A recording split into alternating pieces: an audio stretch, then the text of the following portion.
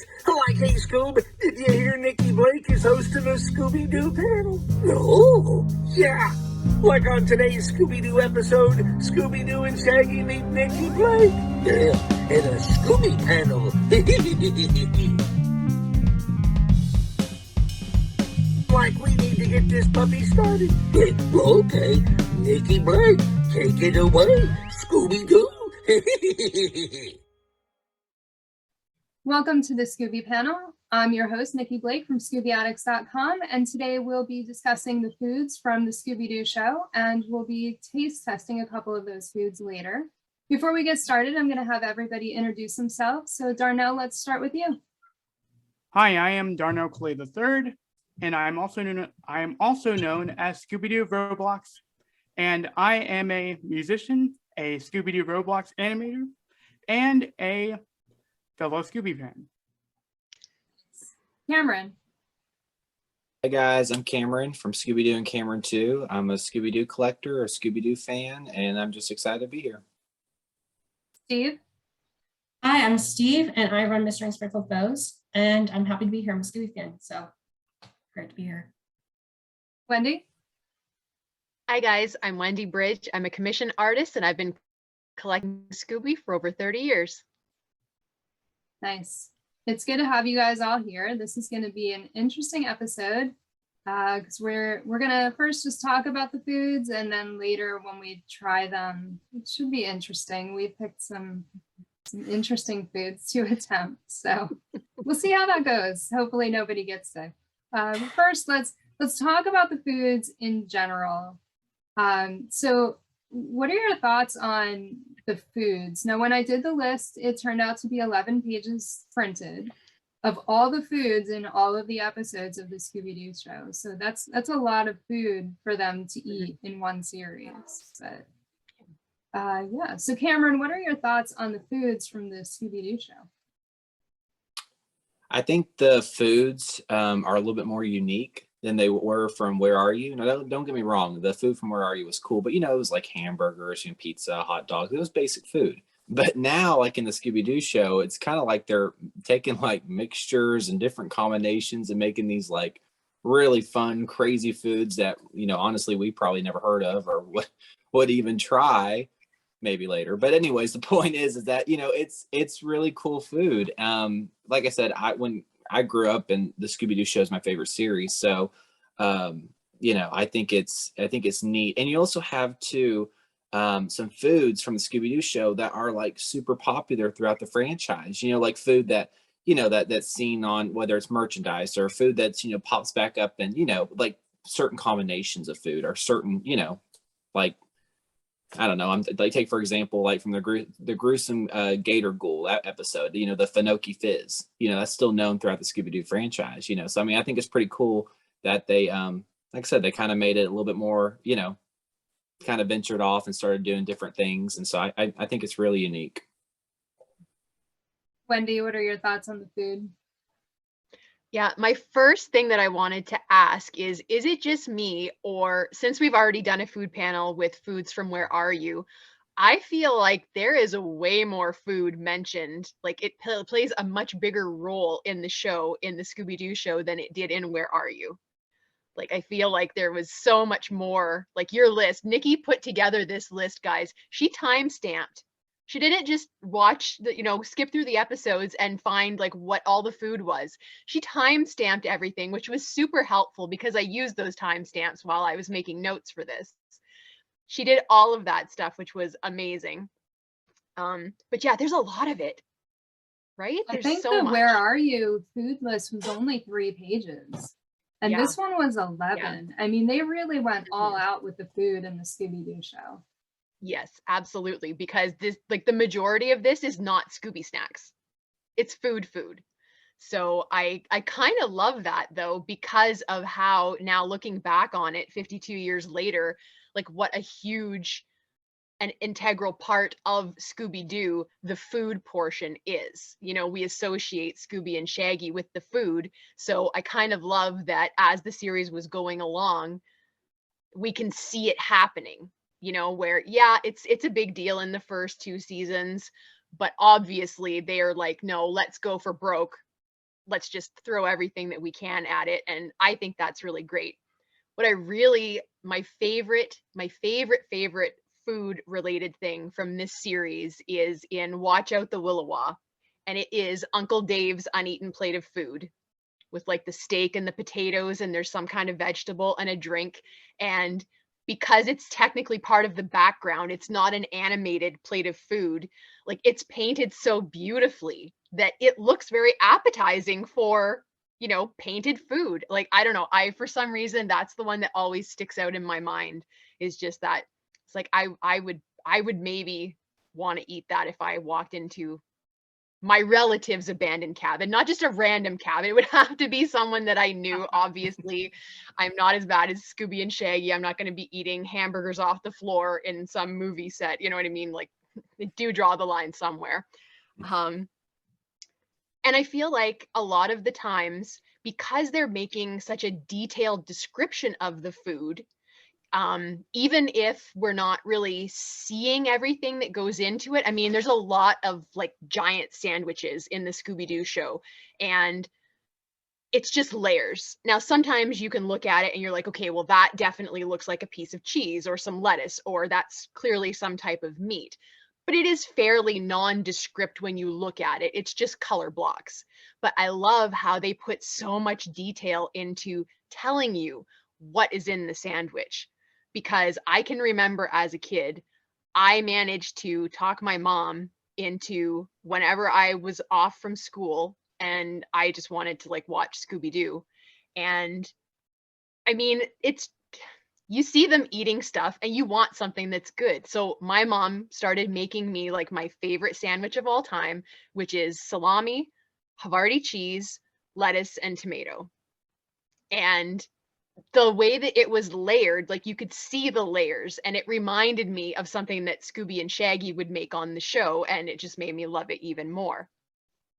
I really, really enjoy in Vampire Bats and Scaredy Cats at the end, where Lisa brings out this huge tray of hamburgers and she describes it, you know, chili, relish, mustard, onions, pickles, cheese. And even though they look like very nondescript burgers, now all of a sudden you can taste it and you want one.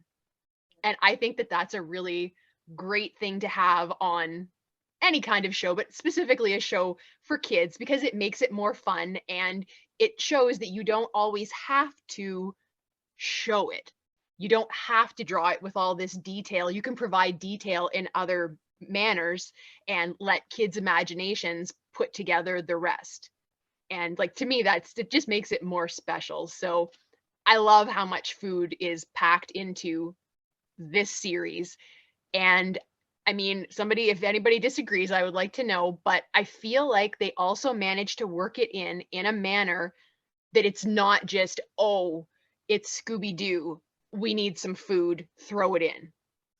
They managed to work it into the story in such a way that it just makes sense.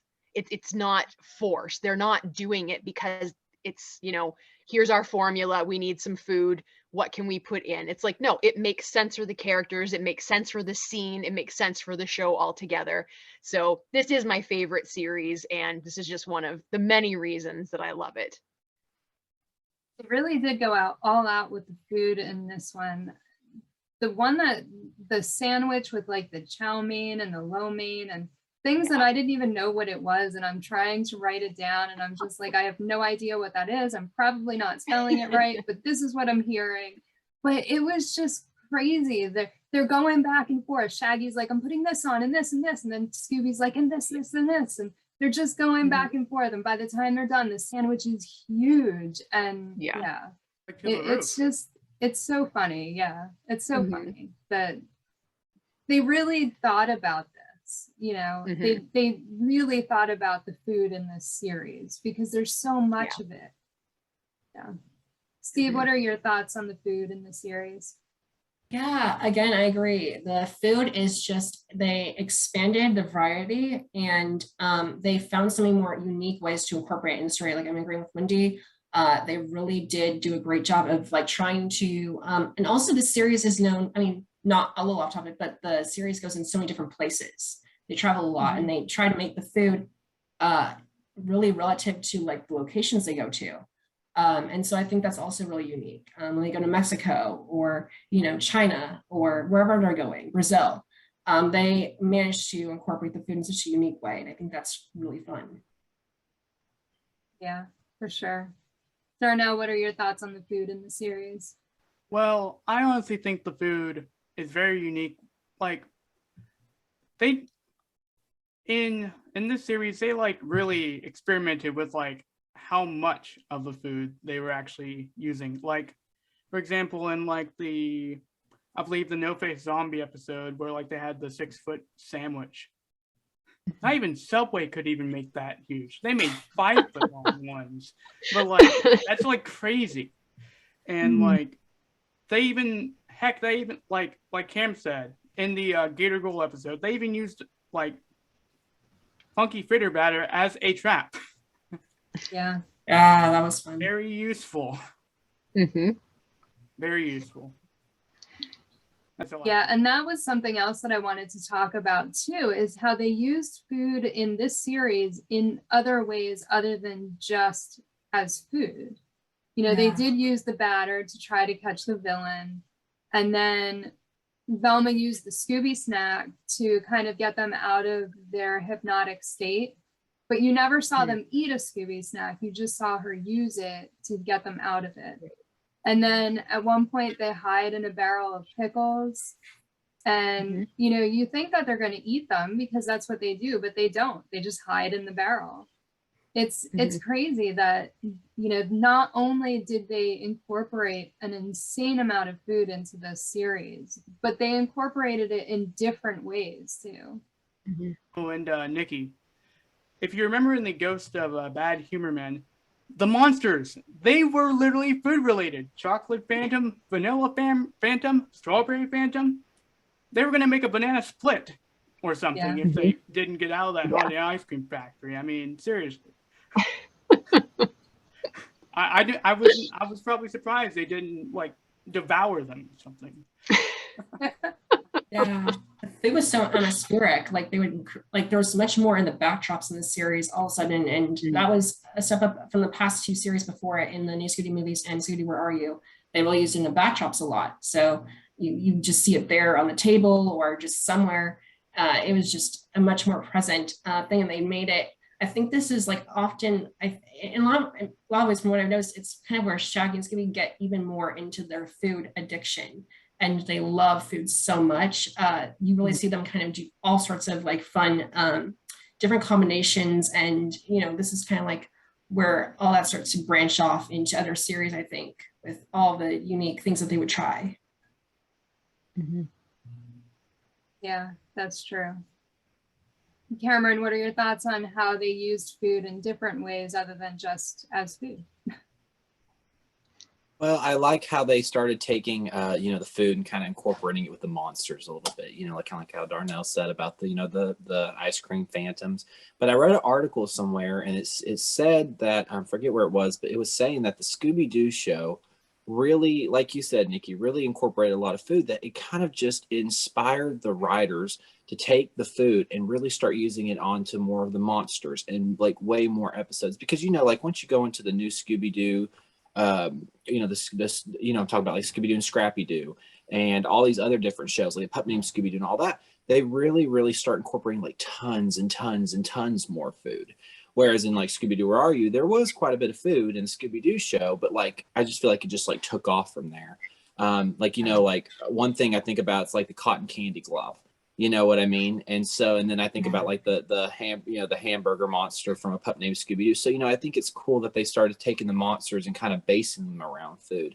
I mean, when people think of Shaggy and Scooby, they think about, food, and they think about, the snacks and everything they eat. Cause it's a dog, it's a Great Dane and a teenager that's growing up, what I mean? They're going to be hungry. So, but yeah, like I said, from the Scooby-Doo show, I just feel like, so many combinations, so many different things they've tried. And, another thing too, is that it's, I feel like when they first aired these episodes, like back in the 60s and 70s, I feel like kind of what Wendy said, like what she very first touched on. I feel like they did such a great job of like drawing the food, incorporating the food. I mean, it was, I mean, we're, you know, we're, of course, we're real human beings, but like watching the cartoons, like you get so hungry because you're just like, oh my gosh, it's such appetizing food. Whether if it's a nasty combination or not, it looks really good. And you're like, oh my God, I really want to eat that now.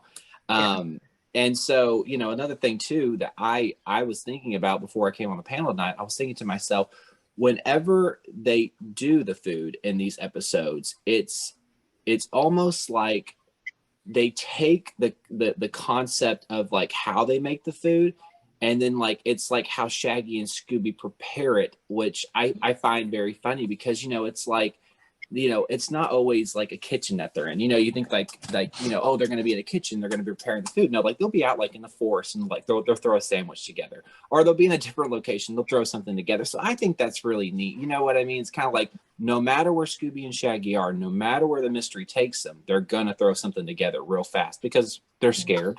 They're running from a monster. They have to have their, you know, I mean, their snack, their meal. So I just think that's really neat. I don't remember them pulling stuff out of their pockets like they did in Where Are You in the Scooby-Doo show.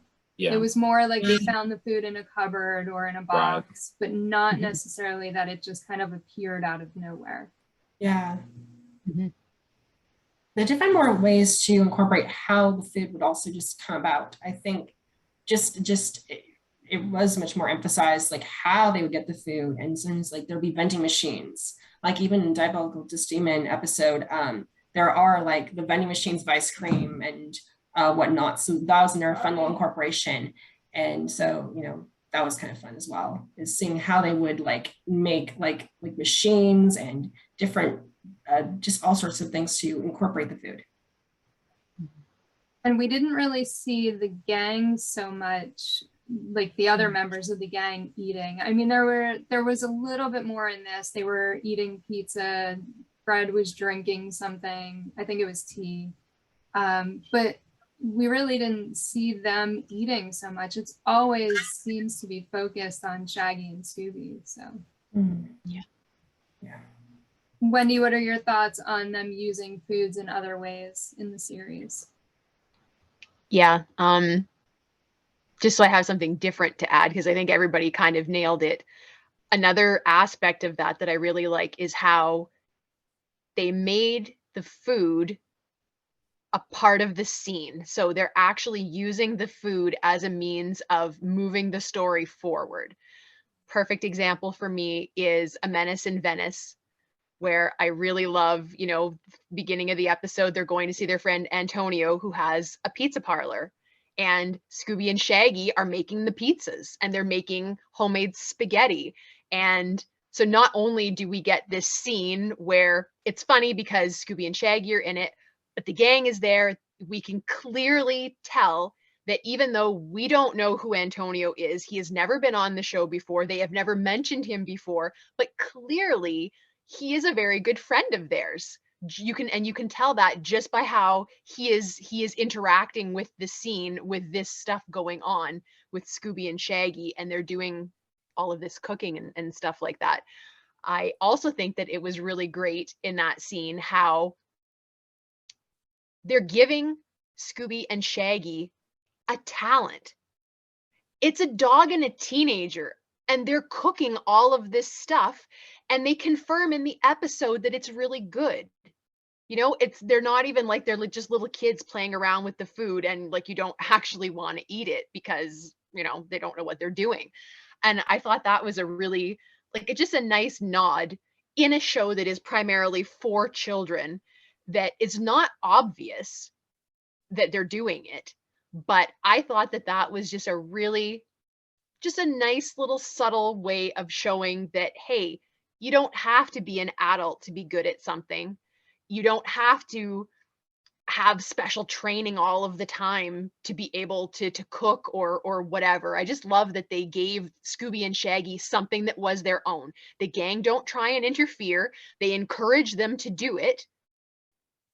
and they give them praise when it's done. You know, don't forget to slice the pizza, Scoob. And he uses the fan, and it's very funny, you know, but like that, just that interaction between the gang letting Scooby and Shaggy do their thing. And it is very much their thing. They're not just eating the food, they know how to make it too. And they're making it for their friends as well as themselves. And that, it just adds to that wholesomeness and the values that, to me, the Scooby Show always had in the beginning. Yeah. It's funny that you bring up the fan, because I felt like when they used the fan to cut the pizza, that all I kept thinking was the amount of dust that's probably on that fan. And it's now in the pizza. I know it's a cartoon, but like that was my first thought, you know. Don't think Ceiling fans are just so dusty, and that one was so high that Yeah. Like, oh my goodness. sometimes they Thanks, Nikki. You've ruined it. You've ruined it now. like sometimes they even like figuratively, like in the I believe it's like the Wimbledon episode where like they like Scooby's just having a bowl out of nowhere, and like Shaggy's like it's only an expression, Scoob. Like when he's like actually drinking pea soup or whatever he does. Yeah. Like he even figuratively they use the food in a different way like that. Yeah. Yeah, that's true. Yeah. Something else I noticed subtly was when we were talking is how like they would like the food also represent friendship, like how like it also was a way of them communicating and like them kind of even being in the same room, especially with the pizzas, or whenever they were going together to a diner or, you know, whatever, a restaurant, was kind of how the food kind of brought them together and was sort of a use of they are friends, friend time kind of thing, especially when it was the whole gang at Antonia's Pizza Parlor, like Wendy said, or even, gosh, like the pizza parlors, a lot of pizza, especially in milkshakes and ice cream, things like that were really used as like togetherness time for the gang to be together. And I think that's kind of fun too. Yeah, that's a really good perspective, because it wasn't really like what I thought, but yeah, when you say that, they definitely are bonding over being at these places, and you can really see that they are friends. And like Wendy said, Scooby and Shaggy are cooking for their friends. They're not just, you know, stealing all the food from everybody. They're actually getting involved. So that's a really good perspective on that. Thank you. Some of the weird things that, like in the Warlock of Wimbledon, when Scooby eats the hot dogs through his ears, Yes. I'm just like, wait, like that's just gross. Or when the Imagine how much spaghetti goes earwax through that his is. ears. Yeah. It's like, Yeah. I Yeah. hope no one's gonna eat that, because that's like disgusting.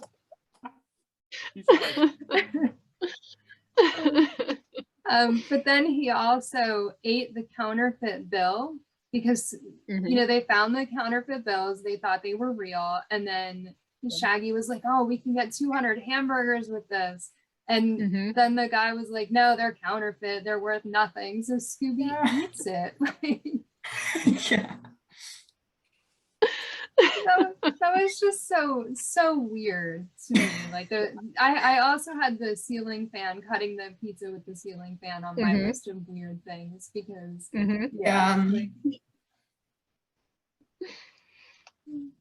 other objects were used to like cut food or serve food, or like just things that you wouldn't think of. It was really great for kids' imagination too, I assume, just to like see that kind of, and it's sort of fun. And I think, you know, it kind of just inspires that imagination, that fun, like that they had making it, like these adults making this cartoon, just adding in all these fun ways of like how to make the food, how to like serve the food, and all these like crazy outlandish ways. And it just was so fun to watch. It made those moments so much more memorable and laughable as you're watching. Yeah, that's very true. What did you guys find weird about like the things that they did? Darnell, let's start with you. I think like one of the weird things was in I believe the No Face Zombie episode where like the 6-foot sandwich, Scooby had to go outside the building to eat the sandwich. That is hilarious. And like that's pretty much all I can think of at the moment. But yeah. They also had that mile-long hot dog, which Yeah, Scooby mile-long. ended up eating the entire thing. Yeah. Yeah. Wow. How do they measure that thing? that just raises the question. How do they measure a mile-long hot dog? Don't What I question want to Scooby know logic. is how did they get the mile-long hot dog out of the restaurant? The restaurant is obviously not going to be a mile long. So Right. They I bet they like measured the ingredients on the road and just was like, here's the Saturday layer just of the rolled it out. buns. Unrolled it or something. I also liked how like in the Harem's it was a high-rise hair raiser, and they get the cake for Ebenezer for his birthday, for example. I thought that was also just really funny. They used it to like trick the villain. That was another kind of odd but also just really fun thing to do for like a gag, was how they would bring out like food and use it as like a distraction. And I think that's also one of the first times I remember them using it as a distraction from the monster was in that episode, which is the first episode of the series, if I correct. Yeah. I think it's the first episode. Yeah. Wendy, what are your thoughts on like the weird ways that they used food? Yeah, to go off of what Steve was just saying, there's a scene that's also in Make a Beeline Away from That Feline where they use the cat creature's finger in a hot dog and they put mustard on it and it's in a bun, and the cat creature's so excited that he bites his own finger. And I just like it's ridiculous, but it's also so much fun. And like as a kid, you're obviously rooting for the good guys, you know, and you just can't wait for that stupid cat to bite his finger. You just can't wait. And I mean, honestly, like this would not be PG for kids, but I kind of feel like I'd have been fine if he'd have bit the finger right off. Like he'd have deserved that. You know what I mean? He really would have deserved it because he was a very bad man. He was very, very bad. The other weird kind of thing that I really enjoyed was where, I mean, technically it's the food, but like the bathing chicken at the end of To Switch a Witch. Yeah. And you know, Scooby has been through the dunking tank a couple of times and now he's got the sniffles. So Shaggy's bringing him some chicken soup and he pulls open the top and there's a chicken taking a bath. And it's a modest chicken, which I also really appreciate because the chicken is like, no, don't look at me, you know? I thought that was really fun. The clam that sneezes when Scooby dumps a bunch of pepper into his clam chowder in Creepy Case of Old Iron Face, and then it sneezes at him, and then it gets so mad that it takes the pepper and dumps it in the spoon and blows it up into Scooby's face. Like they're making the food interact with the characters, which is a really clever and unusual thing to do if you think about it. This one, I don't really know if we can call it food, but the fish were going to eat it, and Scooby gives it to Shaggy as something for him to eat. So I'm going to say that this works in Creepy Tangle and the Bermuda Triangle. And we see it more than once, but at the beginning, they're fishing, Scooby and Shaggy, and Scooby's trying to get the worm on the hook, and the worm keeps playing dead so that he can't do it, you know? And so Scooby's giving it the look to make it, you know, stay straight, get on my hook and everything.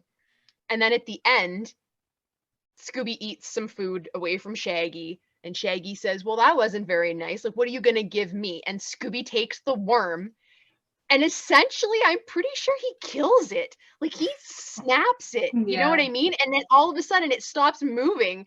And that always kind of stuck with me as a kid. I was like, oh my gosh, did they really just have Scooby, like, kill the worm and suggest that Shaggy should eat it? For some reason, I don't know. That is like one of my favorite moments out of any Scooby ever, because it's so shocking when you just stop and you think about like what he just did, because the worm is dead. it's dead. I don't care what anybody says. It was alive and now it's dead. So those are the weird kind of weird things that I enjoy. Yeah. A thought just came back to me. Like in the Frightened Hound Meets the Demon Underground, I like how the one part where like Scooby's lobster is actually alive at the beginning of the episode and tries to pinch him, but at the end of the episode, it's actually a steamed lobster. It's like the cooks off camera just forgot to cook the lobster beforehand for Scooby the first time. Yeah. It just lands into the water of the waiter. There's some other gags where like they would catch fish. Like when Scooby put the costume in the water and then all the fish jumped in the pot. But then he ended up letting them all go. So you knew, I counted it as food because I'm like, well, you can eat fish. He could have eaten the fish, but maybe he just wasn't hungry at that moment. I don't know. To say that Scooby is not hungry doesn't make any sense. I know. Yeah. I thought two food related things in the Harem Scarum Sanitarium. There's like the worm in the apple, and it's like it's like getting really angry at Scooby's about to eat the apple, and the worm's trying to eat the whole apple. And that's like another thing, like Wendy said, where the food's interacting with you. And then the trap involves a bread packaging machine where Dr. Coffin and his assistants go into this huge bread wrapping machine, which like has even make sense in like this like tunnel or wherever in like, what is it, the Canadian New York border, going through. There's just this like bread wrapping machine where they all kind of go through and you're like, how did they fit through? How did it actually go around their heads? Whatever. It's just kind of like, another really fun way they incorporate like the food kind of, because it's a bread wrapping machine. Cameron, what are your thoughts on the weird ways that they used food? So I went through and watched the episodes before we did this panel, and couple episodes stuck out to me, some things that were just like so gross and so weird. Like in the episode The Curse of the Viking Lake, like Shaggy just pulls hot dogs out of his pocket, and I'm just watching and I'm just like, oh my god, like ew, like I would never eat hot dogs out of a pocket. And I was just like, okay. And then what was the other one? Oh yeah, and then the Ozark witch switch. I found it so, and of course, when I say this, I live on a farm, so we got tons of animals, and I thought it was weird how the goat, like Scooby is gonna go eat this huge meal, and the goat just like eats this turkey, and I'm like, Jesus, like I don't think goats eat turkeys, and like all these like, and then the donkey's eating the hot dog, and I was just like, okay, well, this is just a cartoon, and let it go. But I just, like I said, I feel like in certain episodes, like they would just have normal food.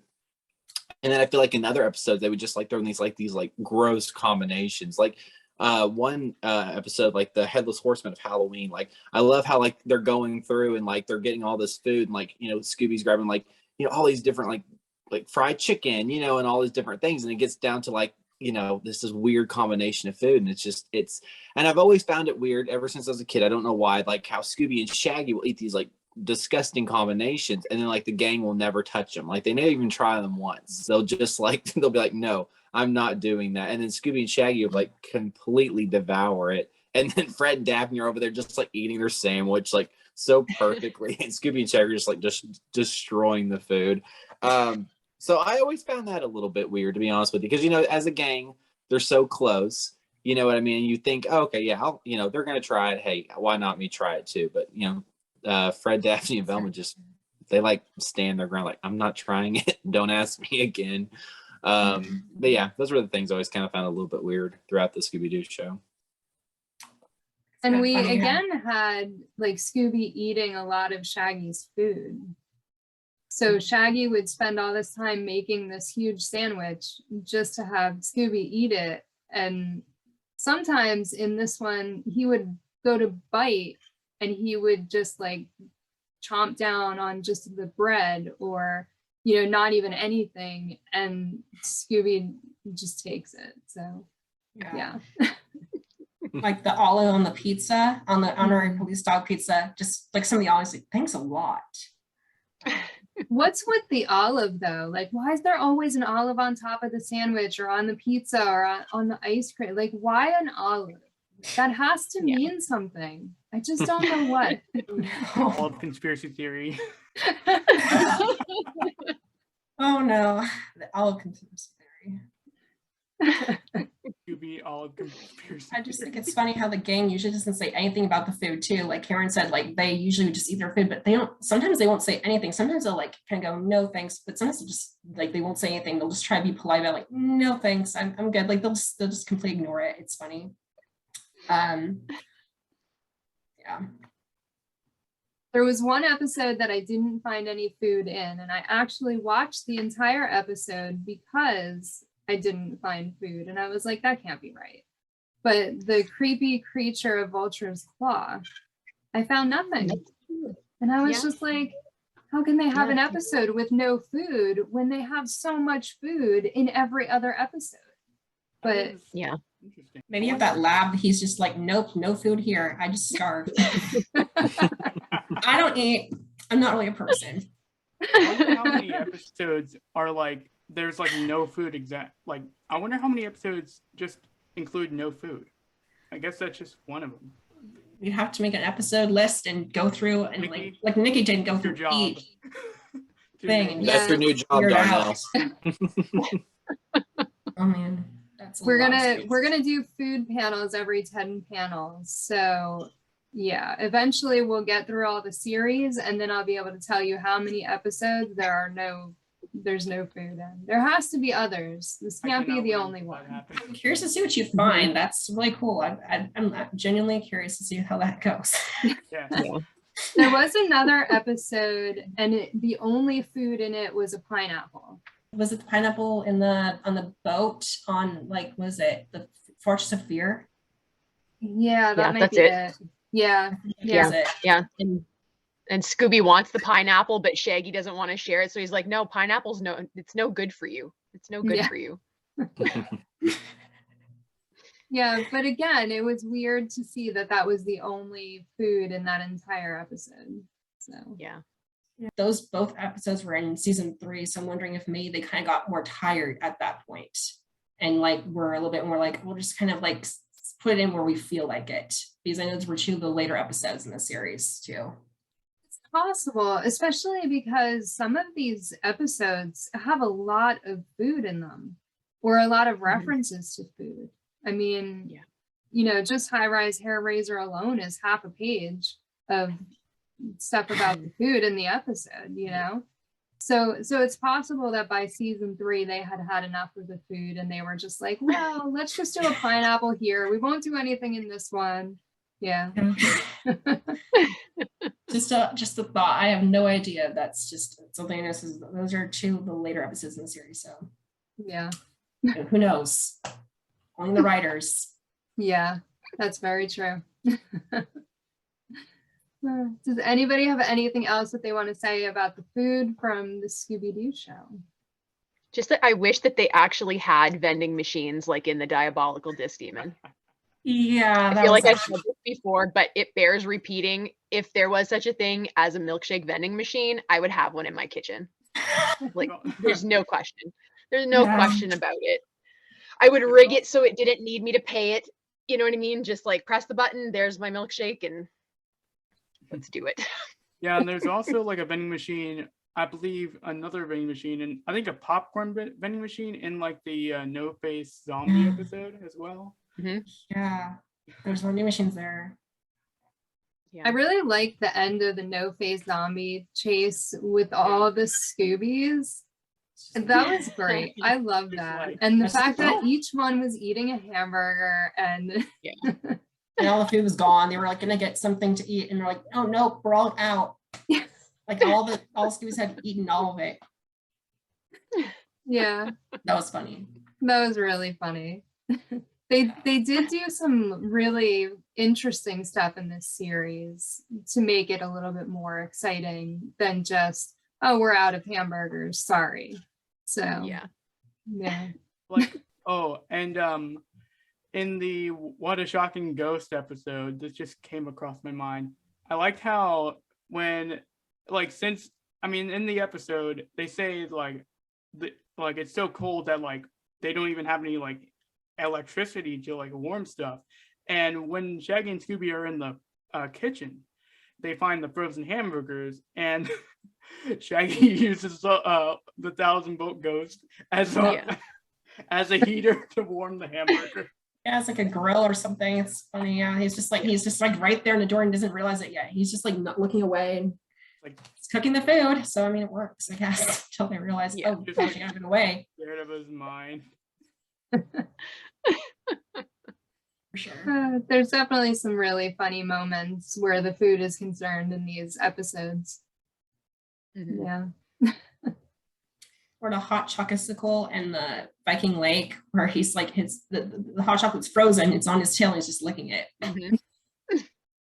I really want that to be a real thing. I love hot chocolate, and frozen hot Mhm. chocolate is really good. That would be really good, actually. Yeah. I've never Yeah, had it. somebody needs to make that. There you I've go. never At least, had like get the Hanna-Barbera or Warner Brothers to like do something about that. Yeah, market it with Scooby's face on it, and There you go. yeah, that would be really cool. That would be. like these Scooby snacks. Yeah. Still have that box right here. All right, well, we are going to try some somewhat disgusting foods. So Yeah. we're going to try the sauerkraut sandwich topped with the whipped cream and a cherry. The peanut butter mozzarella and ice cream sandwich.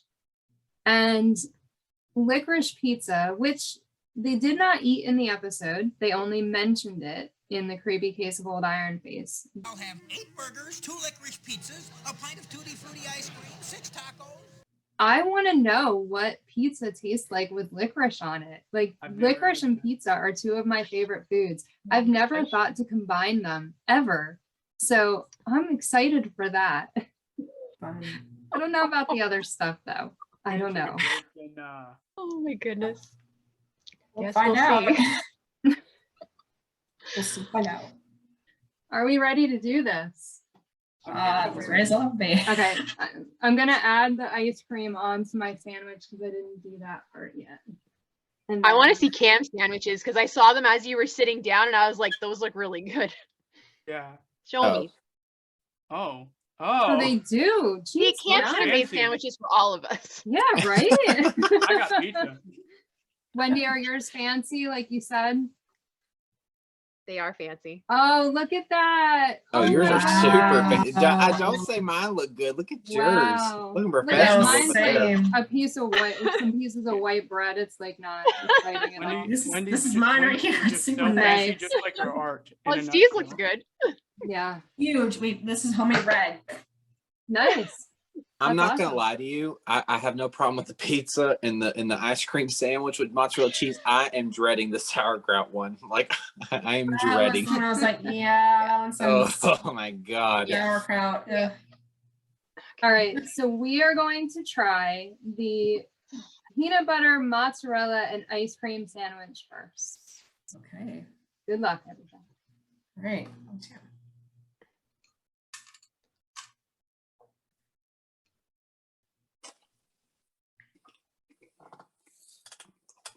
It's not horrible. That's not bad. That's not No, bad. it's not. Not bad at all. Yeah. No. What kind of ice cream Oh. did you guys use? Vanilla. I did Vanilla too. Yeah. Strawberry. Cam. too. Wow. Got Neapolitan. I was trying to make it work.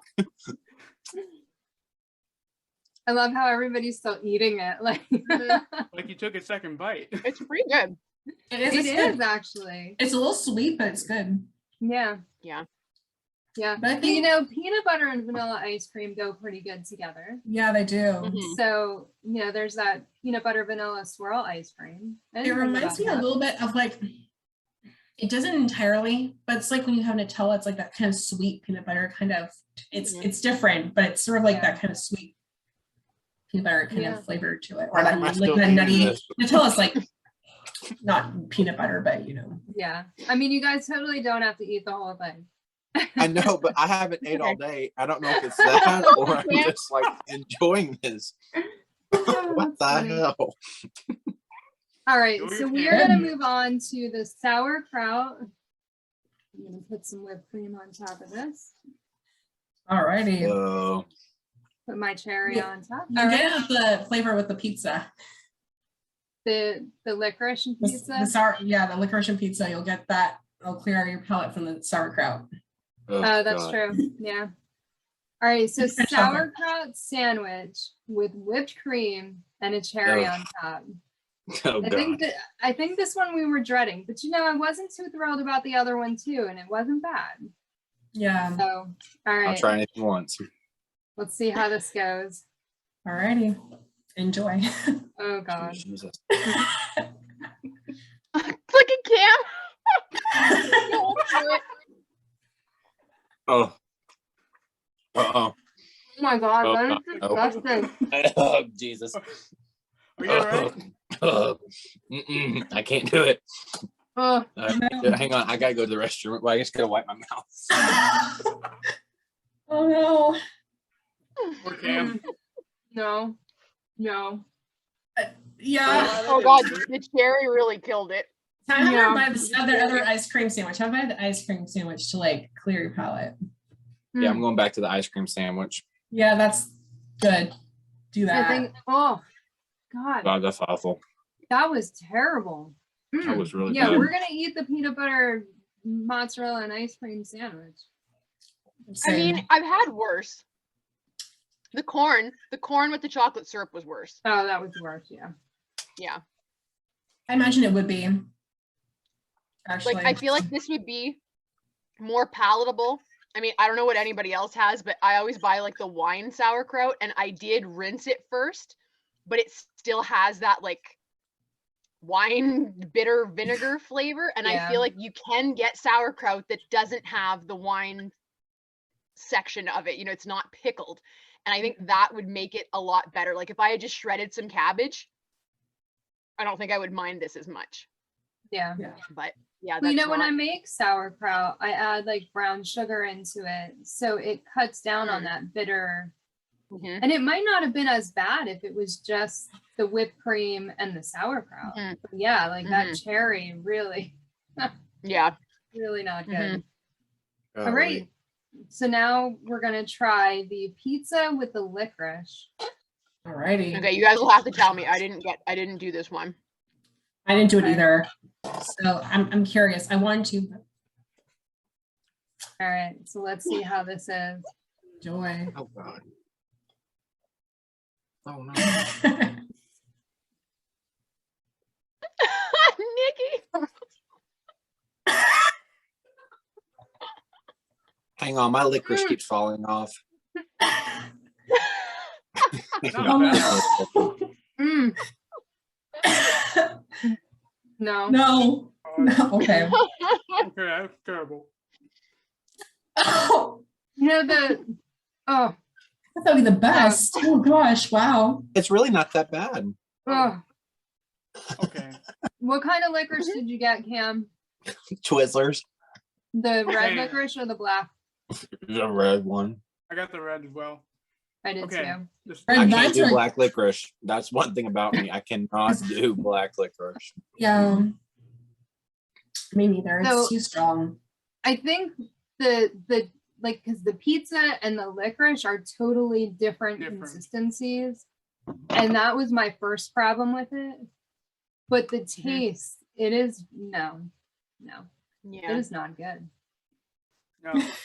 No. I'm surprised. I thought that one would be okay. They got iron stomachs. The stickiness of the stickiness of the Twizzlers did not like it. Just Shows Very they're weird pros. taste. Very gross taste. Yeah. Cameron, do you still have licorice on the pizza, or are you just eating the pizza now? I got licorice on it. Yeah. enjoy that. Hey, they got, what does Velma say? They got like iron stomachs. What is that? She has Cast iron she's- stomach. Stars. That's it. Yeah. Yeah. Yeah. I was like something like that. It's funny. Guys, Cast the iron cherry, stomachs. the cherry with the original sandwich. Oh, really? Actually, I assume that would be good. Yeah. Yeah, I could see that being good. Yeah. The ice cream and peanut butter sandwich was with the mozzarella was pretty good. I like that actually. So I use shredded mozzarella. Same Maybe here. it's not as strong as like a slice of mozzarella. Yeah. I love how me and Wendy are still eating and y'all are just like, we're done. You're right. Oh my God. I just hope that no one gets sick later. It should be fine. This is good. I'm gonna eat the whipped cream off the other one. I don't care. Do it. Okay, there we are. Actually, this is So does anybody have any other thoughts that they want to share on the foods that we just tried? Don't do this at home, kids. now this you're really curious. Actually, they might be okay with the peanut butter and mozzarella and ice cream sandwich though. I think if I was a kid, I'd still like that because it's sweet. And I like peanut butter, so I have no problem with pizza or the mozzarella ice cream sandwich, but God, that sauerkraut. Mhm. Oh, it hit me in a Yeah, wrong It was way. bad. It was bad. It was very bad. It was. Oh God. So is this It was. peanut That's going butter over the ice squirrels. cream mozzarella sandwich going to be everybody's favorite new sandwich now? Like we're going to start a trend yes. now. it's We'll just gonna be a thing. You yeah. guys are Yeah. going to. Sounds I wouldn't good. push it, but yeah, okay. Yeah. It's not like it's not unnecessary, but it's good though. And if you're interested, definitely try it, I think, because Mhm. it was actually much better than I thought it would be. Yeah. Did y'all all use vanilla ice cream? Yeah. Yeah. Oh, How was well, it with the strawberry? It was actually really, really good with the strawberry. Yeah. Okay. I Yeah. assume it would be- I actually have something to say. Okay. For the people who are watching this video, which food would you try? Yeah. I was honestly thinking the pizza might be the best. Honestly, that was my That's what I first initial thought, yeah. reaction. That's what I was thinking was the pizza with the licorice. I was like, that sounds like it's not be bad at all. I thought it would be Of course, good. of course They're, I didn't try it.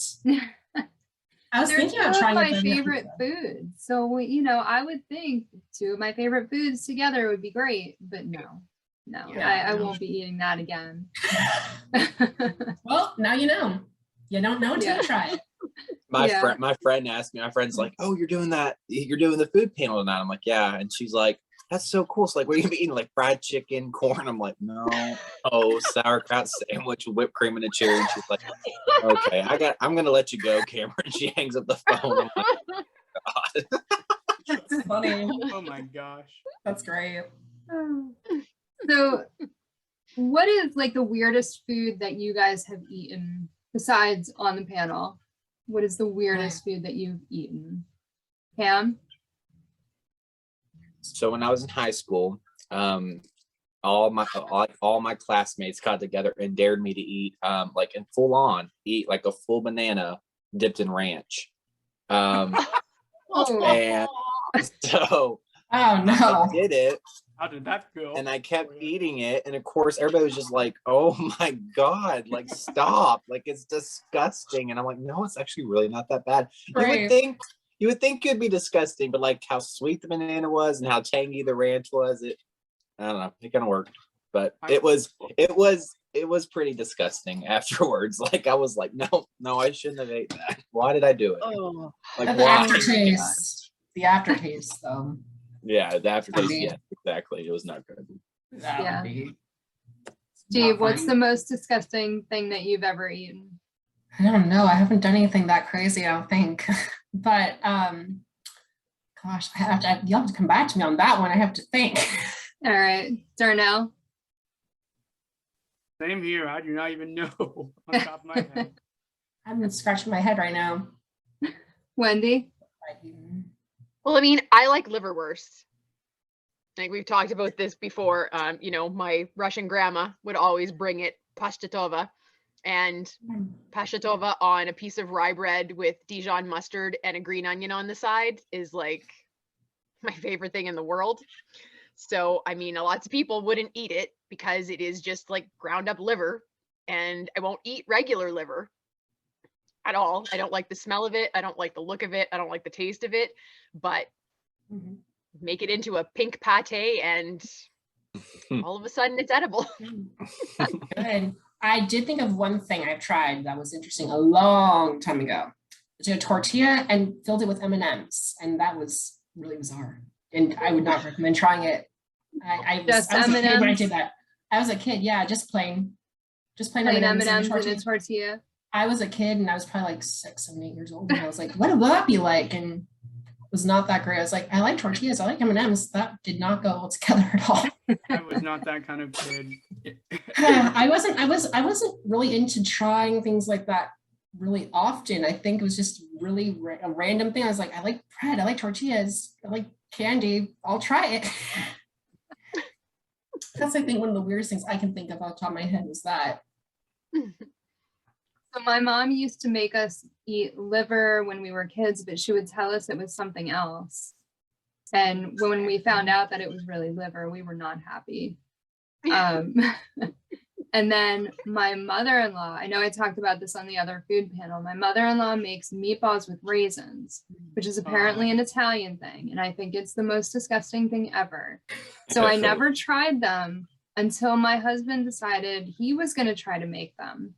And he made them in the crock pot, which apparently you don't put raisins in a crock pot because they got mushy.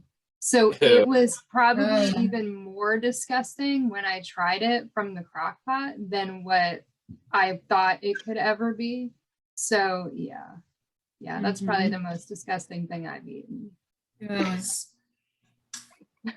What I tried wasn't that disgusting. It was just, it did not work and I didn't like it. But yeah. It doesn't sound that bad, but. Down here in Texas, and maybe other states, I can't believe I'm saying this on camera, but down here in Texas, we have a Southern food we all like to eat. Well, and some people are like when they hear it, they're just like, I can't believe you eat that, but it's called calf fries. Has anybody heard of that? Okay, it's basically bull testicles, like fried up. And like, yeah, and I know that's what the reaction I get from everybody. I'm telling y'all this on camera. Oh dear God. But like, it's normal here. They're all gonna just watch my followers like drop on Scooby-Doo Cameron Too after this panel gets released. But no, seriously, like it's really like you fry them up, people. You know, one of weirder things. So, oh my God! So the moral of this story is never eat dinner at Cameron's house. We're coming over. You're coming over. No cat fries. Hold on the cat fries. Oh my God! I cannot look at Wendy when I'm doing it. That's great. That's great. I've never had, oh God, I love it. I've never had this, but have you ever heard of cow-dung? I have. Yeah, it's a Spanish delicacy. Yeah. I won't eat it. When you see it in the store, it actually looks like a tongue. It's really gross. My son has eaten it, but I won't eat it. No thanks. What is it called in Spanish? I'm trying to remember what it was called in Spanish. I can't think of it right now, but yeah. Oh, I know something I've had that's gross. Again, this is my Russian grandma making this, and like I tried it one time because she wanted me to, and I was like, never again, because it even looks gross. Kashanka, which is the meat from the cow, but from the face, and you put it in like gelatin with carrots and vegetables and stuff, and you slice it like that. You chill it, and you slice it like that, and that. Just the thought of it is making me feel like I need to throw up. A lot of people eat, especially in certain places, they'll eat whatever they can eat off the animal. So they'll eat the tongue, they'll eat the eyes, they'll eat, you name it, the liver, the intestines. Yeah. I've personally, heard I all that. I personally never tasted take, it, but yeah, I personally take off like my own cattle and have them butchered. And so like when we get the meat in, like we'll get like the tongue, like the meat off the face, like, you know, I mean, like everything. And what you would think like that's disgusting. Well, sometimes like the meat from the face and like other parts of the body, like you can grind that up and use that like in stew. So it's really, I mean, it's really not that bad. Like when you doctor it up, like, but people are like, oh, it's disgusting. Well, no, like once you like get it and you like fry it and like really doctor it up, it's just meat. You know what I mean? Cameron, at the end of the day, testicles are testicles. Okay, I'm sorry. Well, that's a different story, Wendy. I'm talking about like face meat. Oh my God. We need to cut the panel short, you know? that's great. Well, no, it's all cool. It's good. Just take my word from it. Eat calf fries at least once, you know. At least try it. No, All right. Ever. I will definitely. I'll ponder it. I won't. It's I good. won't do it. But that's as far It's as good. we're going. It's surprising that I even eat the stuff on this panel because I'm not one for eating weird foods. Like Me I neither. do not Me neither. like it. Mhm. So to actually try some of these things, I'm surprised Yeah. I even do it. Yeah. The things we do for Scooby-Doo, right? Right. Oh yeah, of course. Oh, goodness. All right, well, we are going to wrap this up. And before we do, I would like you guys to let everybody know where they can find you on social media. So Darnell, we'll start with you. All right. Well, you can find me on Twitter at Scooby-Doo Roblox and on Instagram at Scooby Roblox. And you can also find me on Facebook at Darnell Clay III and also on Instagram on Darnell the Dollar Bill as well. All right. Cameron? You guys can find me on Instagram, Twitter, Facebook, and YouTube at Scooby and Cam. And so, like I said, stop by, say hello. I'd love to talk Scooby-Doo with you or just talk to you in general. Steve? I'm Steve, and you can find me at Mysteries Frightful Foes. Again, feel free to talk Scooby with me. I do all sorts of fun stuff on there. No, not really, but you can follow me there. And Wendy? On Instagram, I'm at Wendy Bridge. Twitter, I'm at Wendy Loves Jesus, and my blog is wendylovesjesus.wordpress.com. And you can find all of my links on ScoobyAddicts.com. Thank you all for joining us. And if you try the foods, let us know what you thought of them. So thanks, guys. All right. Bye, Nikki. All right. Thank you. bye. Thank you. Thank you for tuning in to another Scooby panel. I'm Nikki Blake from ScoobyAddicts.com. If you like these panels, please subscribe to my channel for more great discussions. A very special thank you to Darnell Clay III from Scooby-Doo of Roblox, Steve Millard of Mystery Inc.'s Frightful Foes, artist, blogger, and Scooby collector Wendy Bridge, and Cameron Bates from Scooby-Doo and Cameron Too. Scooby and Shaggy were voiced by Scott Innes. Check out Scott's website, onescottshop.com. Scooby Panel is available in podcast form on most podcast platforms, or as a web series on YouTube. If you would like to support the Scooby Panel, please go to support.scoobiaddicts.com. Scooby Addicts art by Will Davenport, video editing by Nikki Blake, music composed and performed by Bovine Nightmares. Please join us next time for our interview with legendary animation artist Bob Singer.